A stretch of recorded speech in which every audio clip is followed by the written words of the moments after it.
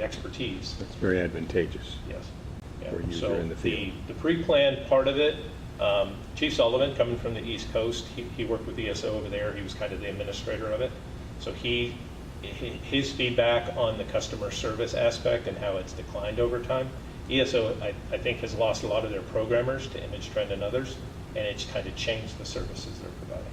Good. So he has that experience with ESO, and then ImageTrend bought up the pre-plan company, which is called MS Flow, and that is the pre-plan component that we're taking on. So he also has familiarity with that, which will also help when we do our implementation. Absolutely, yeah. So Okay. a lot of pieces fell into place to make it work. To make it an advantageous move, yeah. Good, thank you, Chief. Commissioner Lezak, anything? No, makes sense to me. All right. Any other discussion, questions? Public input? Is there a motion to enter into a 3-year agreement with ImageTrend for a total cost not to exceed $63,520.56? I'll make that motion. Is there a second? I'll second. Discussion, questions, public input? All in favor? Aye. Motion passes 5-0. Thank you very much, Chief. Thank you. Looking forward to the new updates. All right, item 3 is, or C, 2026-27 budget review, capital sustainment. Each year before we do the full budget, we run through the cap plan, if you will. Those are our capital assets that are over 5,000. As you know, we run a plan that's very structured. It's life cycle based. And the purpose of that is that we're predictably funding these costs we know we're going to have over time. And we are also replacing critical assets before they reach the point of failure. Is the purpose of the cap plan. It's a kind of short presentation this year because unlike the current budget we're working under, where we were opening a new fire station, this one's a little more tame. So we'll be hitting on the major categories in the cap plan of vehicles, suppression equipment, of EMS equipment, furniture, fixtures, and equipment, some pieces under information technology, and then a couple pieces under facilities. So the first one being the vehicles. This part of the cap plan, the total cap plan spending for the coming year is about $600,000, give or take. Almost $400,000 of that is in the replacement of vehicles. Up for replacement, we have 3 of the Ford F-150s. With upfitting, they run between $71,000 and $75,000 are the budgetary numbers. The difference between the $4,000 difference is the emergency warning packages. It's different if it's an inspector vehicle versus if it's an admin chief vehicle that'll be responding across the county or in the region. The next one is the 2019 Tahoe is up for renewal. It'll be 8+ years old by the time it's replaced. That budget number is $76,000. The UTV we had already talked about. The budget number in there is $62,000. We know we're coming in a little below that. And then the fourth thing is that the operations Chief Armiger and the guys have brought to us to add to the fleet a jet ski with a sled for quick response. As we're getting the UTV does have a trailer hitch, so it can hook up to either the high water inflatable that we purchased recently. It'll pull that no problem. But then a jet ski on a trailer would also be a quick response vehicle that could be taken to the beach, thrown in, and 2 people will respond on it. And you'll see in the picture, it has a rescue float behind it where you could put a patient laying down if you had to extract them from the water. So that total package has a budget number of $40,000. Those are the vehicles. Lights and sirens? Not on the jet ski.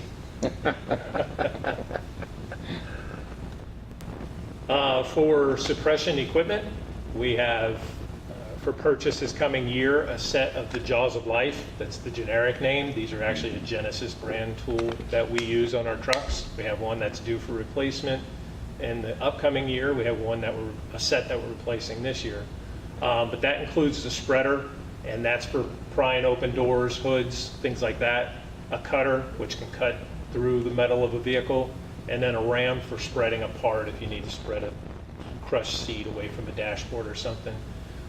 Those three pieces together represent 35, 36, almost 40, or almost $50,000. And then in the middle of the picture on the screen, you'll see the forcible entry door. It's a second of the same model. We have one at Station 33 right now. This one will go at Station 31, which is where a lot of the crews are congregating for their training. This door weighs upwards of 1,000 pounds. It's a lot of heavy steel in it, so moving it from one station to the other is not practical, and that has a $13,000 price tag on it. So that's the suppression equipment. And you can stop me at any time, any specific questions. What is the purpose of that piece of equipment? I'm sorry. So what that door does is it takes our forced entry into the front door on your house, front doors on commercial occupancies, and it doubles it, triples it, depending on how much wood you put in there. So if you see in the picture, this is all heavy steel on purpose. We're prying on it, we're beating on it with sledgehammers, we use different styles of wood to create the amount of resistance we want to a door or a door jamb failing under our force. So it allows us to try different techniques on how to force open doors, and we can make it harder by using oak instead of pine, or thicker material instead of thinner material. We can change how much resistance we put on the So it's member. essentially a training tool. It's absolutely a training tool, I'm sorry, yes. For forcing entry into structures when we need to, when we don't have a key and we need to get Do you use inside. hydraulic tools on that, or just? You can, so we carry, Wouldn't you break it? well, I mean, we carry a small hand hydraulic tool called the Hydrogram, and you can practice on this. This has heavy-duty springs, like car springs, that will allow the door to give if you put that kind of force on it. But no, if you went at this with the large tools, Yeah. yes, you would have, it would fail. The tools will win. Okay. So Good. we don't do that. Well, So, yeah. Okay. all right. So that is suppression. Any other questions? On the EMS equipment, we have three items in there, but two major items. The first one is on the left-hand side. Actually, let me do the first, the mannequin trainer. So we have a mannequin trainer and a feedback monitor system. It's called Reality 360. It's on the right side. It includes the mannequin and this monitor, which simulates the monitors we use in the field. They have different monitors that mimic our brand. So we're using Zoll monitors. The simulator would look like and feel like our monitor that we use. If you will entertain me, see if this will play. So this mannequin, you'll see in the video that's playing, the mannequin gives real-time feedback to the monitor on how you're doing on CPR. It can be fed so that we can feel real pulse points on the mannequin, and we can feel whatever it is the instructor wants to give for rhythm, a heart rhythm. This mannequin allows us to put in the airways, you see on the video now, and practice doing those airways and ventilating for the patient. It will tell us if we're flowing too much or too little air. It'll show us in that case if the airway is in the stomach instead of the lungs. It allows us to start IVs, simulate starting IVs. And then in the case of cardiac arrest, when we don't have good perfusion, we can go straight into the bone with IVs, and that's a bone drill. So all of those tools can be practiced on this mannequin. The mannequin and the simulator together have a price point of $36,000. We had one that we also lost, similar to this, but we lost it during Ian. It was at Station 1. So this training kit will live at Station 31, the new Station 31. Any questions on that one? Jackie? No? And then the next EMS piece of equipment is a ventilator. So I believe this is the third of 3 ventilators that we're purchasing to build out our cache. And that ventilator allows for automatic respirations if we're transporting a respiratory or cardiac arrest patient. So it takes a set of hands off of having to do those compressions, and it also helps make sure we get the right airflow to the patient. So those are the two pieces of EMS equipment scheduled for the upcoming cap plan. Questions? On the ventilator, that's just airway, right? You still have a Yes. person doing compression? Yes, Okay. yeah, no, it is not. I know there's some auto compression. There are devices some as auto well. compression devices, and that's been discussed recently between the medical director and Chief Sullivan and the other guys, but we don't have those in service this time. Thank you. Under furniture, fixtures, and equipment is the replacement of some of the workout equipment at Station 3. So we got a couple pieces of cardio equipment that are due, and also the guys are looking to make some changes to the static weight equipment down there that they work out with.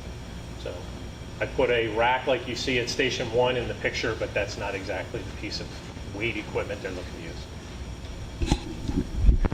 Have we looked at, on the exercise equipment side, leasing versus purchase? Is there a company or any advantage if there was one? We haven't looked at it. I don't know what the leasing rates would be because we don't have the kind of volume like you would have in a commercial Right. gym. We do use a gentleman who comes in quarterly and cleans the equipment, and he also does gyms. So when we were in the market to replace these, because we just did a few pieces at 32, he didn't bring up. But honestly, I haven't looked Yeah, at just curious. leasing them. Thank you.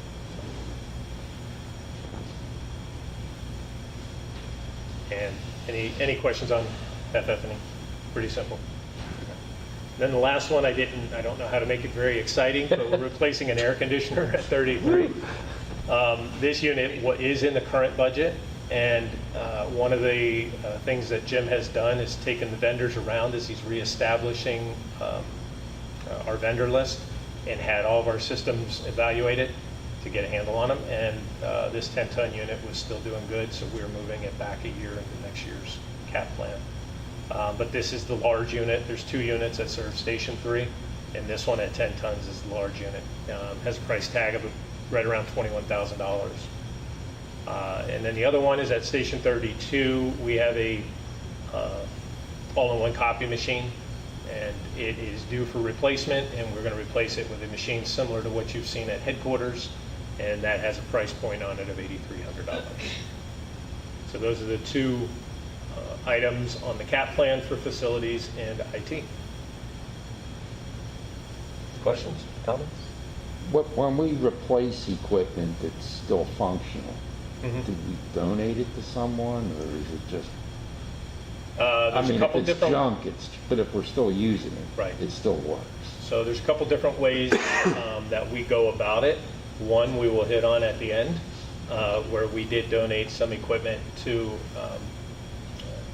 South America, Central America? Mexico. Okay, Mexico, Oaxaca, yeah, yeah. the department in Mexico. We also have the option, some equipment will go to auction. And recently, some equipment that we had was able to be used by the fire schools. So I would suspect our old air packs were able to be used by some of the fire schools. So there are different ways that we can surplus it. Some of the equipment being fire specific, if it goes to an auction house, they don't know what it is. In other fire departments, it's timed out for other fire departments too. So, but we do try to recover whatever we can through the surplus process. Any other questions? I know after hurricanes, there's always a state coordinated list for donating equipment. Is that a constant list, or is it just after disasters for a timeline? I think that just flies in real time. Okay. As you know, we got some gear from Mhm. Miami. It was near end of life. And that's a good example. Some of that stuff that was end of life for us in the United States is well received in other Sure. countries, fire departments. Thank you. And that is the cap plan. Awesome. Any further comments, questions, public input? Thanks, Chief. Appreciate it. Yes, sir. Next item is D, Florida's joint resolution on homestead exemption and its potential impacts to the district. Back to you, sir. Okay.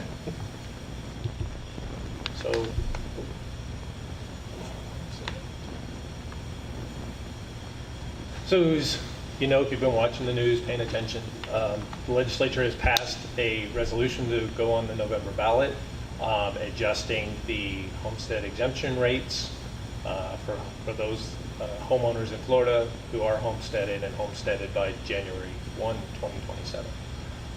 Those changes, because we are over 90% funded through ad valorem, will have an impact on us as they will to any other government agency funded by ad valorem taxes. So we have started working on what that means for our district, and with Jane's help, we've been able to get a pretty good feel for where we are and what it will mean for us if it does pass in November. With the beach being 19% homesteaded and 81% non-homesteaded and commercial, it works in our favor and compared to some of our other partnering agencies around the county. What we know is our options. So basically, when we go into budget like we're doing right now, we look at the level of service that's been requested from the community. We put a cost to what that is to serve the community, provide that level of service. The tax collector comes along in June and then shores it up July 1st and says, here's your taxable values. And from that, we use the millage rate to generate the revenues we need on the ad valorem side. So it only makes sense that if we attempt to maintain services, if this passes in November, that the millage rate would be one of the first tools that we would use. We've been fortunate in that we've been fiscally conservative over the last 3 or 4 years. We've been able to run the millage rate down from nearly at its cap when we were saving for capital projects down to 276 where we are now. So we have about $0.25 between where we are and our millage cap that can help us sustain our budget and services if this passes.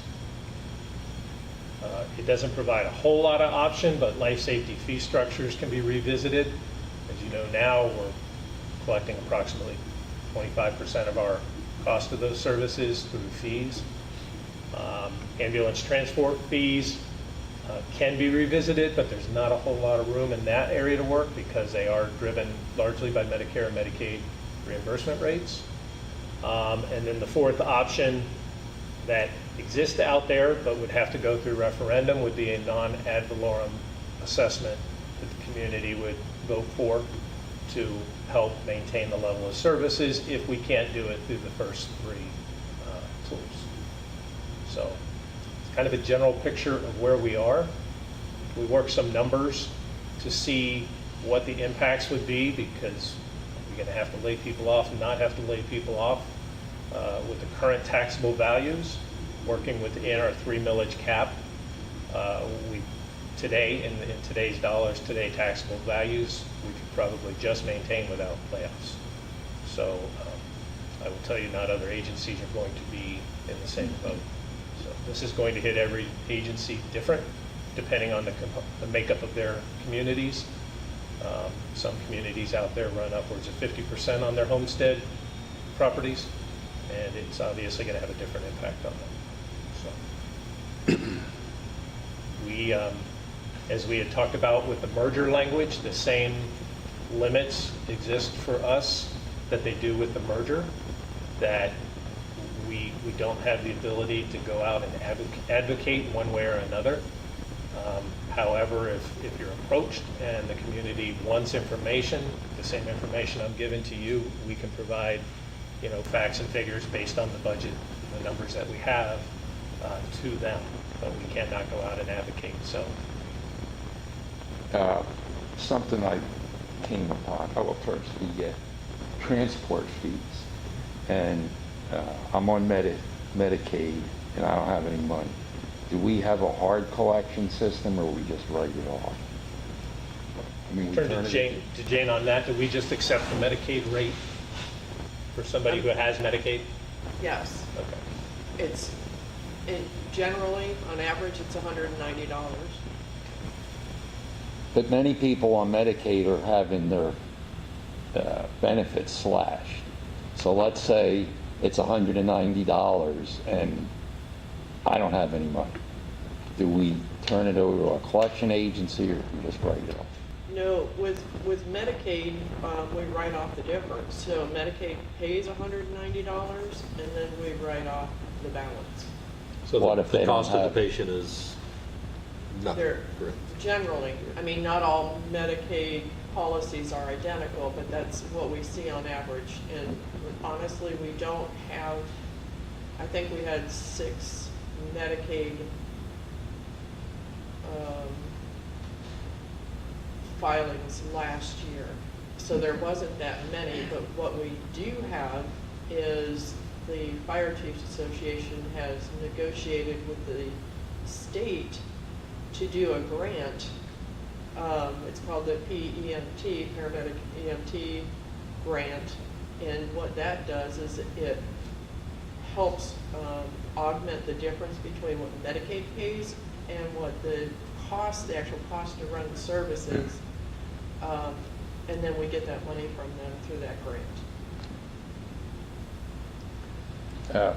I know we're not allowed to advocate one way or the other, and it's too late for this year, but we could form a Friends of the Fort Myers Beach Fire District.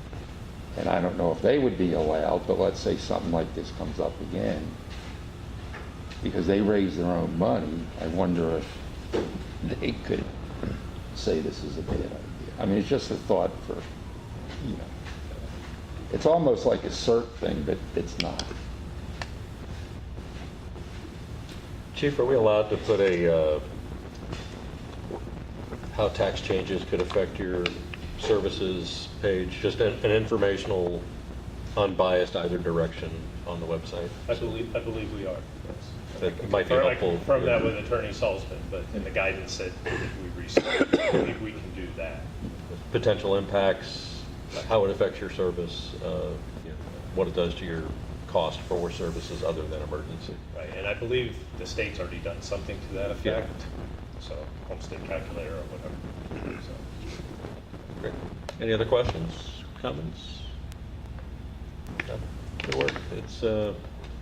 It's always interesting, you see the benefit as an individual, and well, my taxes are less, but you forget about your government services that depend on those things, and of course the district being a large portion of our tax bill here on the beach and most other areas for that matter.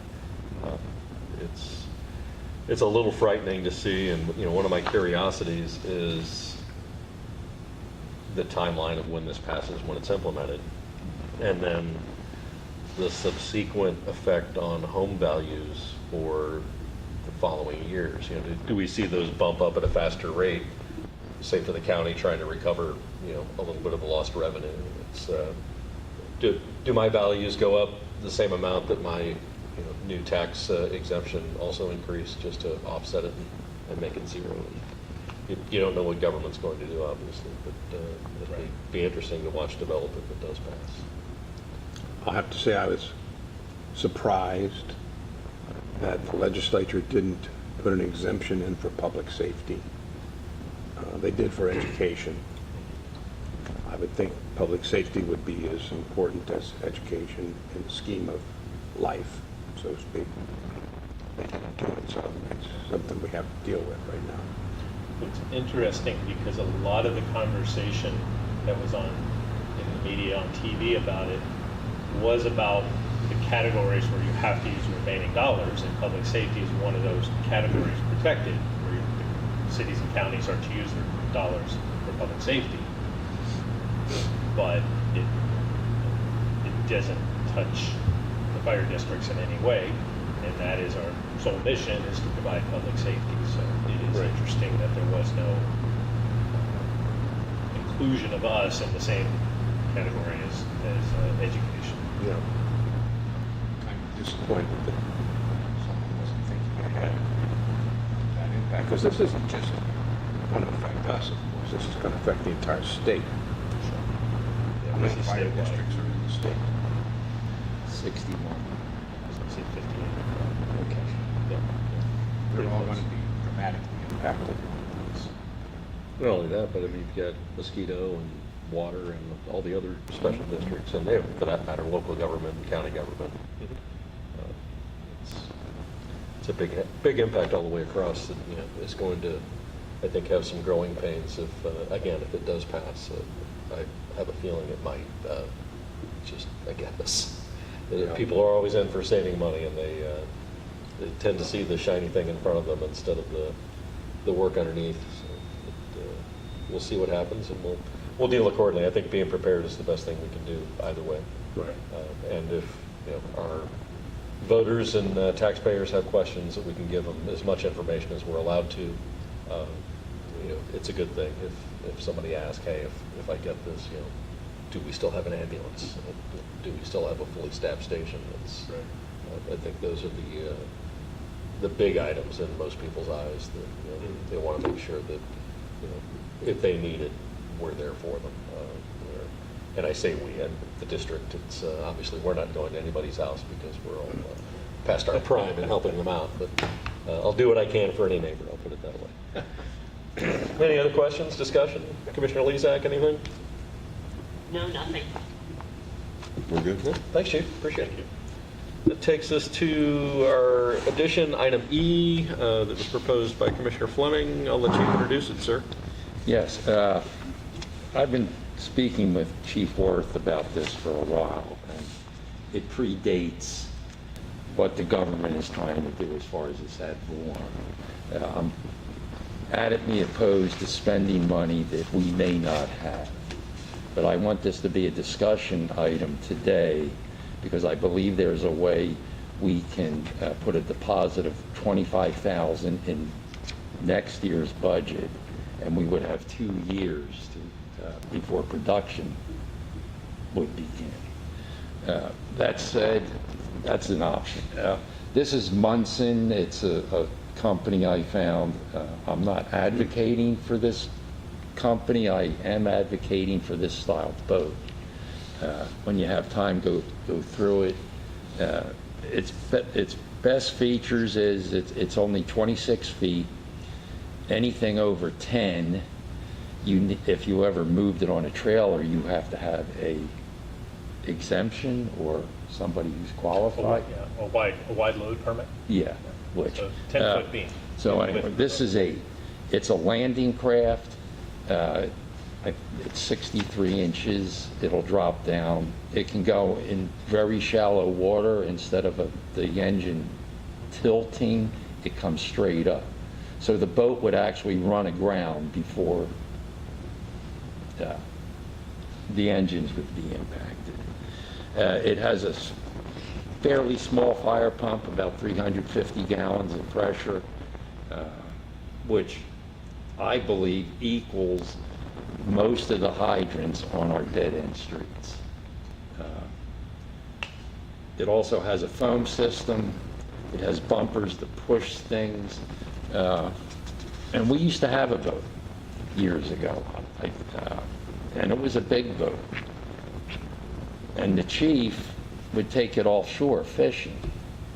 And This chief? Years ago. years ago. Not Chief Yeah, Worth. let's clarify. No. Way before any of us sitting in this They- room were Chief, not Chief Worth. I would have went with you. So he would take it offshore fishing for the weekend. He'd bring it back, and it was out of gas and filthy, and the crews would have to fix it and take care of it. Because I think it was at the coast. They stored it at the Coast Guard. So the board at that time said stop, and he kept doing it. They said stop, he kept doing it. So the commission sold the boat, and it was from FEMA. It was a grant. About a year later, FEMA calls up, says, hey, how's your boat? What boat? Well, you know, the one you sold in, I'll just say, the land of the Ozarks, or lakes of the Ozarks. And then Mr. FEMA said, we want our money back, don't ever call us again. Well, this is over 20 years ago. The union president, like 3 or 4 ago, when Tom May was remember who that was? CJ or Oh, JP? JP. Well, there's a picture of him on the deck gun, and he looks like he's 17 years old. But all of that, put that aside. We're made up, we have 89, give or take a couple, canals in the island here. 59 on Estero Island, 7 on San Carlos. San Carlos RV Park has 2. Siesta Isles has 4. Bayside Estates has 17, which is 25 to 30 miles of canals. Should there be a fire, this boat could augment what is the engines are doing. And they'll never run out of water. It'll put out about 350. And as I said, I'm not advocating for this boat because if we would decide to move forward, and this is just discussion today, we have time before we set our budget.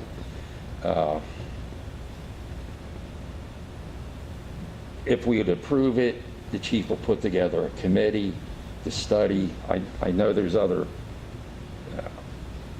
companies out there, but this is just one I found. This meets what I believe we would want, but if somebody else can build the same boat, fine,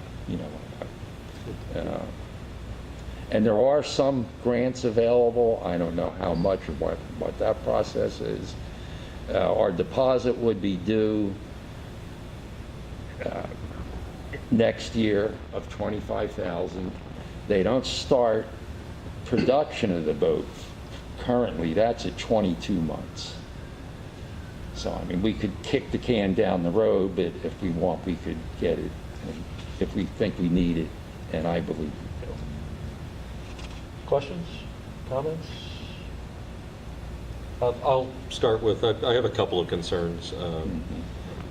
I think we're a little preemptive time-wise on having this, even giving our headquarters construction timeline. I think even 2 years may be a little over-enthusiastic on making a deadline. The bigger one is the specs on the boat, the cost, and there's a million different boats for a million different uses, and they each have their specialty. And I'm not the guy who runs the operations. That's the chief's job. I don't know if a landing craft style boat is best suited for our needs of the district, or if this size is too big or too small, or underpowered or overpowered, or is the draft a problem? What's the average depth in our canals? The width of the canals, all those factors that have to come in. I've always felt, like Commissioner Fleming is so adamant about, that we need a water service at some point, both for rescue and firefighting and search and rescue and all the other things that come about. Another concern I have is I like your enthusiasm on reaching out to a vendor and getting some specs. I think as commissioners we have to be extremely cautious in dealing with potential vendors, that we don't put the district on the hook for something that we're not authorized to do, or we get them excited. I mean, these folks are in sales when it comes down to it. If they get a phone call or an email, they're very happy to spec out whatever you may be looking for, and a little more usually. And I would hate to see one of us get personally hung up for the financial responsibility on a potential order down the road. And I think that's true whether it's a boat or a truck or a golf cart, whatever we're looking at. And it's the chief runs the operation. It's up to him to give us a timeline. If he thinks this is a 2-year project, then I'm all for it. Bring it to us. We'll discuss it. We'll start getting bids. If he thinks it's a 3-year project, then we realize that with a truck, we're a few years away from a spec truck, and the boat would be the same type of thing, and we need to plan accordingly. I guess that's in a nutshell kind of my concerns. That again, I love the idea of a boat. We think about the cost and the manpower and where we're going to keep it and how's it going to be stored, and are we going to get one that's trailerable, or are we going to have one that's at our dock and headquarters that can be launched at a moment's notice, that has a dedicated crew, not somebody that's pulled off a truck or an ambulance to service it. So all those things are kind of my thoughts, and I'll shut up. It's me in a nutshell. Those are my random. Well, as far as a dedicated crew on that, I'm sure well, I would hope you wouldn't assign somebody 24 hours a day. I mean, what a job. They bored to death. The guy I've been dealing with grew up on Fort Myers Beach. His father was in the Coast Guard. So, and it's what, Everett, Washington? Or no, Burlington, Washington. They had a heat advisory the other day. Guess what it was? Temperature, See, it's June, 90s. 76. I've been in Seattle, and it's been 100-ish, so Well, I it guess can I get don't know warm where up there. this place is. Chief, any input from your Can I side? share in our conversations we've Yeah, had? yeah. So Commissioner Fleming and I have had in-depth conversations about the boat. You had talked about the boat Fort Myers Beach had. I ran the fireboat at the city during those times. So I saw it from a distance, but I remembered the chapters of that history for Fort Myers Beach. I'm not against a boat. I think it's an excellent resource. As a smaller agency, there's a few factors that we have discussed about where I see a boat plugging into our operations. One is as we recover and we regrow, I would like to see our total staffing increase by 1 or 2 a day. And because I know how much maintenance and upkeep is involved when you're assigned to be a boat person, especially in a boat like this. And I think this may be very close to the spec that would come out. However, we have a lot of departments who spec these. We have the Southwest Florida Inland Waterway Grant that works as kind of an overarching agency with all the marine units, the MERT teams. So I would lean on those people to help us fashion a spec that works for our shallow waters and the different factors that we encounter. This may very well be very close to the spec we use. I can see plugging into the budget and saving for something like this at the point, first off, we see what happens in November.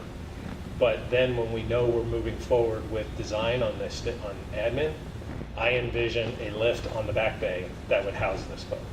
So for infrastructure, we get growth, we're able to acquire the people that will allow the right amount of time dedicated to maintaining this, because it takes a lot of time to maintain, train, operate, place to house it.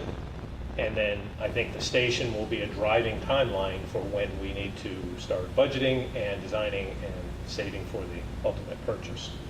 So I would see this hitting our cap plan the same way we're doing probably ambulances with the approximate price tag of $400,000 that we would save up so that when we paid for it, we paid for it outright. So with those factors in play, I think we can, if you'd like, I can put a timeline on paper so that everybody knows exactly when the go point is that we'll start saving, designing, and building a boat, if that would help clarify. I'm not opposed to the concept of us having a boat and covering our waters. We know we have the Coast Guard. We know we have an abundance of coverage from the Sheriff's Office, Bonita, the other neighboring districts, all bring boats in. But that doesn't mean that the resource wouldn't serve us well. Well, and as far as the Coast Guard, we're very fortunate to have them here. But none of their boats and none of the sheriff's boats have firefighting capability. They're for rescue. Now, Bonita has a boat, and so does Sanibel, Iona, McGregor, and Sanibel. Well, if something's on fire in the water at Salty Sands, it's going to take them 20, 30 minutes to get here. Right. So, And the last one at Salty Sands, even though the boats came, all the firefighting happened off the dock. Yeah. We're talking about that right now in the final designs on the fire truck. Is do you put the foam system in the truck? And the answer is likely no, because on our docks is likely we're going to need foam, and you have a limitation on how far from where you put the foam into the system and where it comes out the nozzle, because it works on a Venturi type system. So you have to have your buckets of foam and your pickup in proximity to your nozzles. So a lot of times the foam has to be moved out onto the docks. But the point being, that was a 500 or 600 foot system where we were making the foam out on the docks and putting it on the boat that was on fire, when we had the large boat that burned next to the Speed Racer boat. Right. So that operation, a shrimp boat at the docks, will be handled likely from the docks from land. So, but the fireboat has its place. It's definitely a resource that could serve us well. Just with the frequency of calls we're having, we're not protecting our community. We're not protecting our community. Let me say that again. We're not That's a lacking. mouthful. That's right, we're not lacking. So, I would like, I mean, I'd be in favor, and about the rest of the board is, yeah, if you could provide us with a timeline and a ballpark figure on where you see the price on a boat being, and what its requirements may be. And again, whether that's 2 years, obviously, is the shortest time period, we could probably make one happen.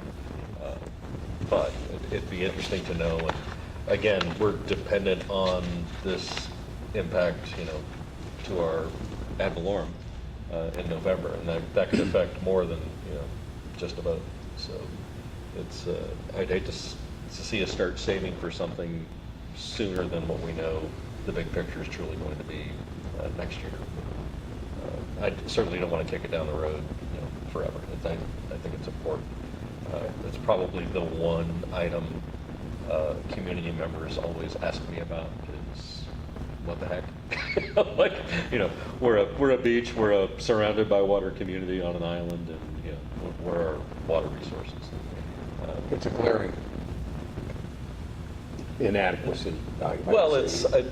I'm not sure it's inadequacy as much as the appearances of one. Yes. I an think, obvious point of discussion. yeah, we certainly have assets around us and agreements in place, and people coming to help when we need it.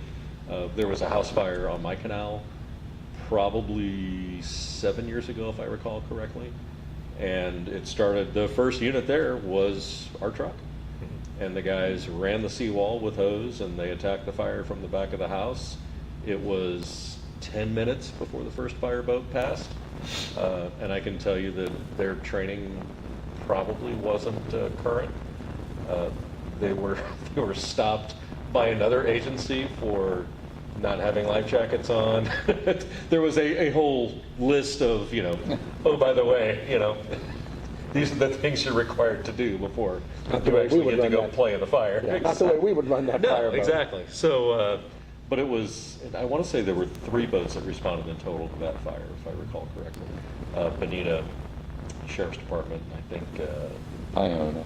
was it Iona? Well, could be. I don't remember Iona. I want to say it was actually an FWC or Sheriff's boat that was the other one on scene. Not that they could do much other than, maintain control of the canal.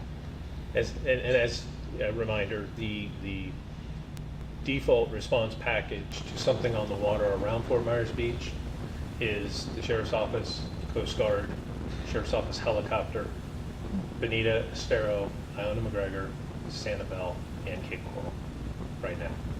So those are the resources that get toned out if there's any kind of call on the water out here that warrants a MERT response, Marine Emergency Response Team. I don't know if it's still the response model for, say, a boat fire, something that's on anchor in the bay, but I know at one point, years ago, it was, if there wasn't a person in danger on the vessel, it was almost let it burn to the water line and then deal with the aftermath. I mean, Yeah, no, not now. One of the things with YSN is the West Coast Inland Waterway grant that I was talking about, or agency that provides a lot of the grant funding for the marine resources around here, boats, motors, all kinds of stuff. And the general premise is put the fire out. I mean, you've got an environmental issue taking place, put the fire out, but at all means, try not to sink the boat. So that's where foam comes into play. It's not, these companies will sell you a pump that's 1,500 gallons a minute, and they want that to be, the trophy of their boat. When the reality of it is that my foam lines are limited to either 95 or 125 gallons per minute. And it's the efficiency of that foam solution that's actually putting the fire out and not sinking the boat. So it's a delicate balance in how you fight a boat fire. and how much water foam solution you put on it while you're doing it. So it's a delicate dance. And it's a big expense for the foam. I mean, that's not a cheap product. It is. It has its More own expensive. hazards in dealing with it, Yes. as the cancer risk of always chase people around. We'll put together a timeline and get it out. See if we can Great, yeah, look forward to give continued something discussion. that shows Right. how we'll progress in this moment. Anything else, Jackie, anything? No, I'm good, just listening along. Thank you. All right, thanks, Commissioner Fleming, appreciate it. Thank you. All right, takes us on to item 9, Fire Chief remarks. Thank you. Appreciate it. So if I can, I will start out by hitting on our anniversaries. I usually close with that, but I'll hit on our anniversaries because I got a few things I want to highlight. For May, our anniversaries, we have Engineer Alex Gonzalez, 21 years. Lieutenant Ivan Rojo, 8 years. Firefighter Kevin Hernandez, 8 years. Firefighter Keith Gaudet has 8 years. Engineer Pietro Cracchiolo has 7 years. Firefighter Ryan Fisher, 7 years. Assistant Chief Kevin Sullivan has passed 1 year. Firefighter Chris Prisco has passed 1 year. And then in June, Miss Jane is at 20 years of service to the district. Yes. Congratulations. Engineer Darwin Adamus. 2/3 the way there? Yeah. Engineer Darwin Adamus with 12 years and firefighter John Nichols with 2 years. That's awesome. So those are anniversaries for May and June. We didn't have a meeting in May. So, staying on personnel, I'd like to hit on the 8 new hires. These are the last 8 we needed to get our operations division, our branch back to full staffing. So we're glad to be there. They finished their orientation this week. As a matter of fact, as we speak, they're at the burn room at Bonita Springs doing some live fire burns. They will start on shifts starting on Monday next week, and I can tell you I sat with them all yesterday and had some conversations about November and everything, and they're all very enthused to be with the district. They're all doing very well. Sometimes in a group that size, you'll hear some concerns, and I've heard none. I've got nothing but positive feedback from everybody that's been training them and interacting with them. So I'm very pleased with the reports that I'm getting. I mentioned everybody that's training them, and this is our second fairly large group. I think our last group was 6 people, maybe, give or take.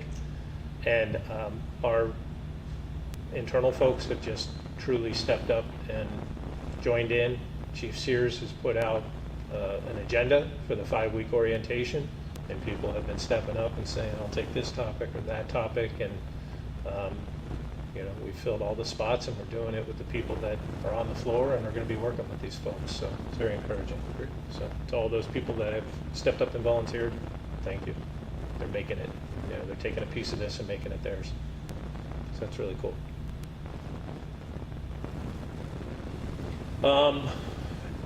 I sent you guys a notice that while we were working it, but we had an out of the ordinary call a couple weeks ago.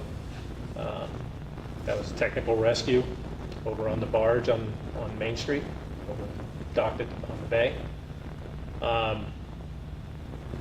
We had a gentleman who fell into pit on that dredging barge, and we had to use the technical rescue skills of our internal folks and the USAR team in the county to get him packaged up. And a rigging system was built to lift him out of the hole, and they had to move him across a couple other barges to get him onto land and get him transported. So if I can, see if this pops up. Hold on a second.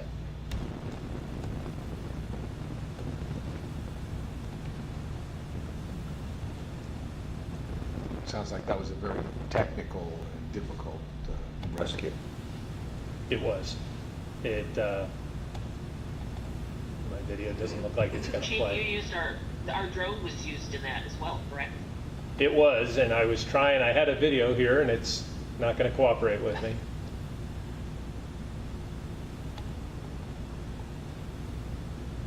That's exactly why we No. Yeah. included that on the station. Yeah, so the video was going to be from the drone.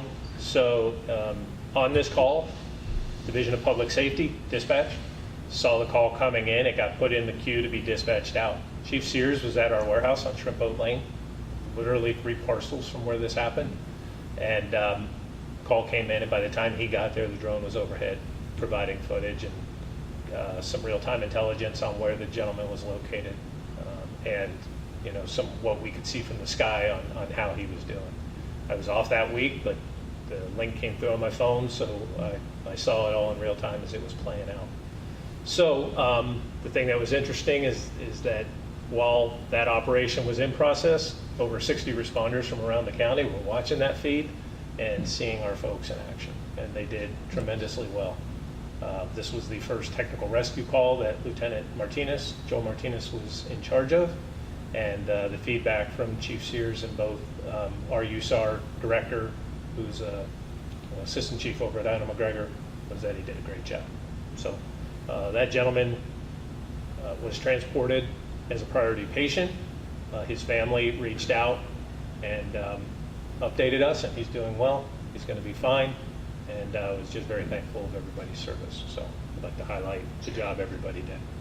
I was able to see part of the video on the response, and it beyond impressive on the care and planning and some very trick equipment with ladders and other things that I hadn't seen previously, but it was a very neat response. If you get a chance to give the chief and watch the video, it's worth the time to see it come over and see our folks responding to it. Is it posted somewhere?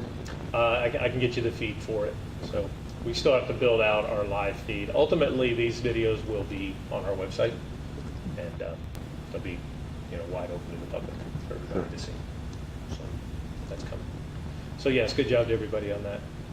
And my apologies for not having a video that works.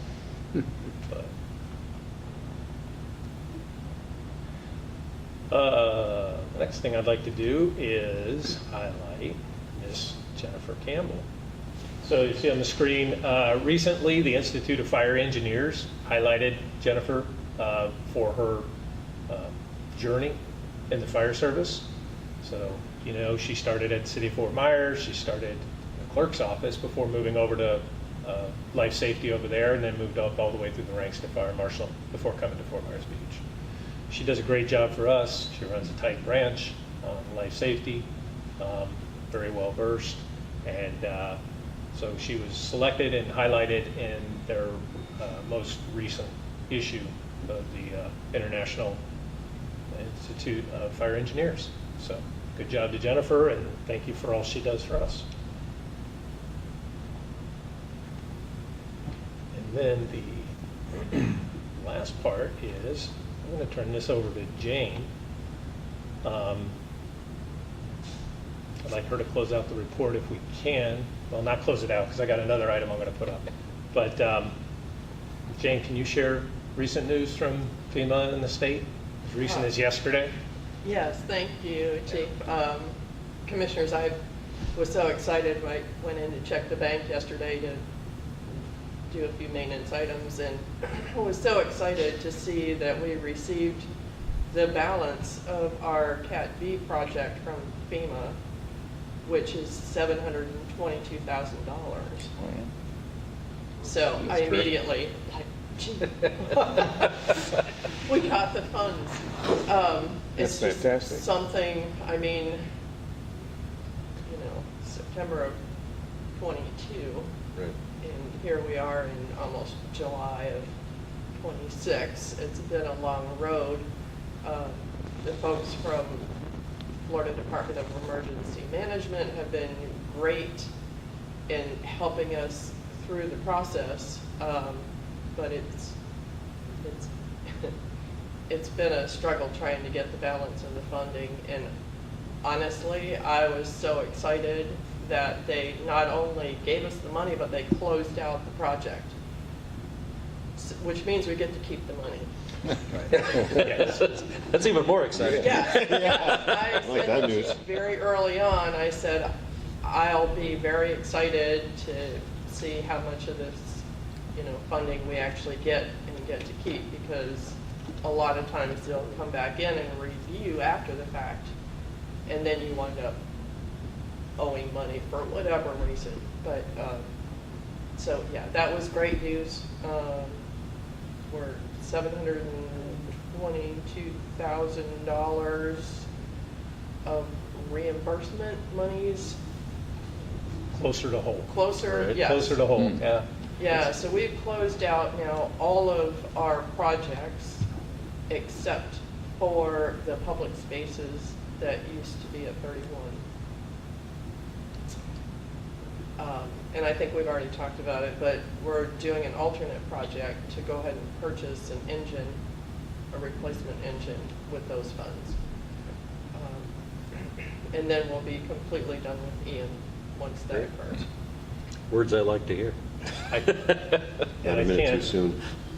the amount of, I've used the word tenacity a couple times over the last few days, but the fortitude it takes to see these reimbursements through the intricate journey you take to get to where Jane got yesterday. It's, we talk about it every time we do a budget or we have an audit presentation, but we couldn't have done it without her, and we can't do it, you know. There are agencies that throw their hands up and say, forget it. Right. You know, we don't need the help. I think some of you maybe had personal experiences with trying to do that after the storm, but again, thank you for Yeah, that's what you handy. did.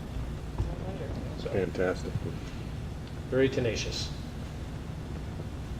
So I'm going to have Commissioner Farrell help me with this, because we talked earlier about what do we do with the gear, what do we surplus, and we recently created a partnership with the fire department in Mexico.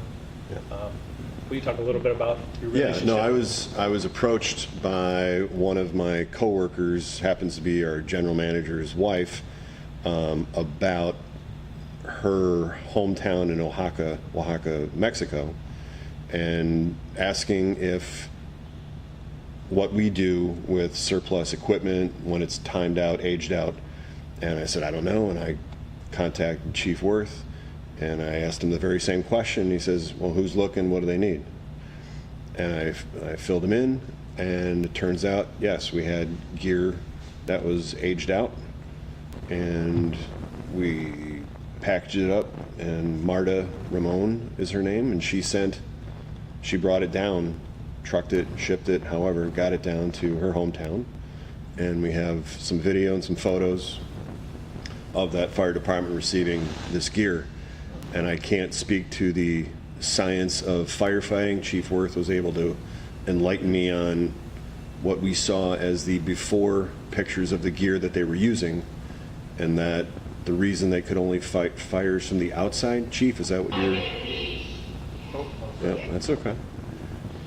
Yeah, so when I was at my last department, we had a kind of a formal relationship with the department in Central America, and it was very much along the same lines. And they would come and ride with us every few years, and they would bring videos of old Fords that they had taken the rear axle out of and hooked to a water pump to try and fight fire of any kind. So the things that we end of life because of the standards, the safety practices that we have in the United States don't carry over throughout the world. So stuff that is end of life for us is very useful for other fire departments in other parts of the world. And I think that was the case here, just from the feedback we're getting on the stuff we were able to send them. I think some of this gear reached end of life. It was probably donated to us by Miami after Hurricane Ian, as it was almost at end of life, allowing us to use it for a little while before it finally timed out. So now it is continuing to serve a community somewhere else in the world. So Can you explain end of life just a little bit for those who may be listening? absolutely. So as the manufacturers, so the NFPA has a board, and they put out a lot of guidance, if you will. They don't call it laws, because then you can't sell all their manuals and whatnot.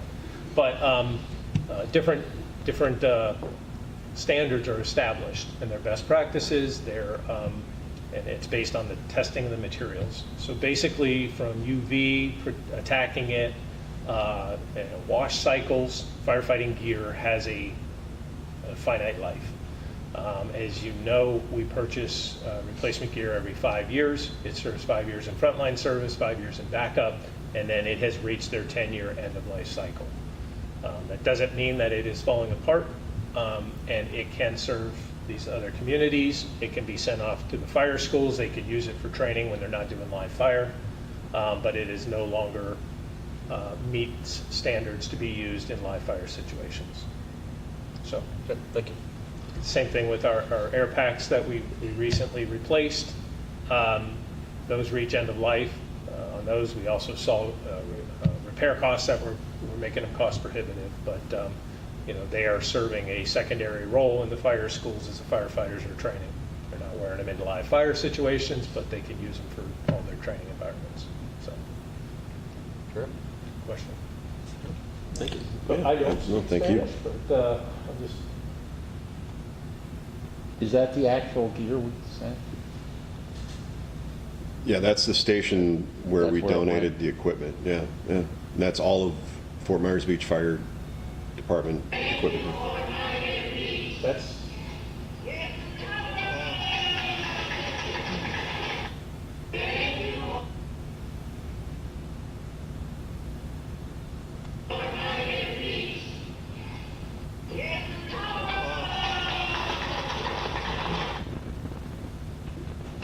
That's great. That's awesome. Yeah, they showed me pictures of the gear they were using. Yeah. It's scary. Yeah, it was, like I said, I couldn't speak to how you fight a fire, but I was told that based on that equipment that they used to have, you couldn't get inside to fight the fire from within. They always had to fight it from outside because there wasn't enough protection. So we did a good thing. That's Put it that good. way. In Dayton years ago, our finance director was from Ghana, and we donated an old ambulance and just stuffed it with stuff. And we got the same, kind of video, and, it's nice. Yeah, it was probably 10 years ago where there was a countywide effort. And like you said, a fire truck, with old hose and stuff like that, got loaded up and somehow made it on a ship to some other country, is still serving. So, Thank you for doing that. absolutely, my pleasure. So, let me these. And then the last thing I will say, and I will close out, done with this, is that we are ramping up for the 4th of July. We're actively working with the town and the Lee County Sheriff's Office to wrap up the final details, and we're looking forward to having a fun and safe 4th to the members in the community who made the 4th of July happen. That's what Fort Myers Beach is about. It's pretty cool that we're going to have that event this year. So we're looking forward to it. And, we will do what we need to do to make sure it's a safe, happy day, fun day. That's my report. Thank you, sir. Takes us on to commissioner remarks. Yeah, I don't have much to say. It's okay, I'll keep it brief. No, thank you to Chief and Jane for a good meeting, very well organized, as usual. And again, I want to reiterate my gratitude to this department for their donation to our friends in Oaxaca. And that's really about it for me. But thank you, it's a good meeting. Jackie, would you like to add anything? What Karen said, great job to everybody. Good discussion on the fireboat, of course. I think we need to continue to just investigate that and do it in the right way so that we're getting exactly what we need for the job that we'll need to do. Good job, Jane, everybody, and thank you. I'm sorry I'm just my voice, but I appreciate you guys linking me in today. Great, thank you. Thanks for linking in. Commissioner Fleming. You're welcome. Jackie, where are you? Right now I'm in Las Vegas. Sweet. Okay, well, we're here. Where it's not cooler. Yeah. Yeah, it definitely is not. I concur with what Jackie and Commissioner Kieran has said. I got an email from the salesman. It takes, once they start building it, it's 4 months. from the time they start till it's delivered, so you can factor that into your plans.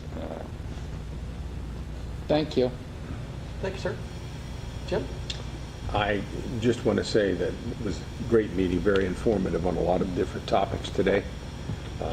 I'm continued to be impressed with the professionalism of our firefighters in the field and of the organization, how it manages itself. And I think